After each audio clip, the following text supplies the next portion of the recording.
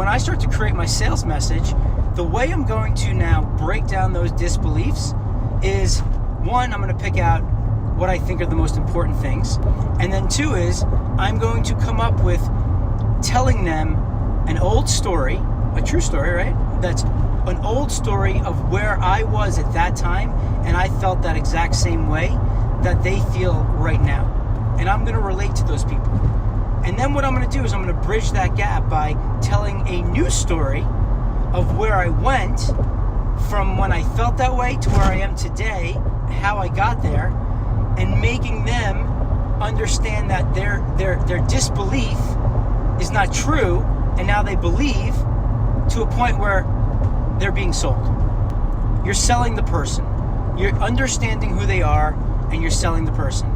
There's thousands of awesome products out in the world that don't sell because people don't know how to market them correctly.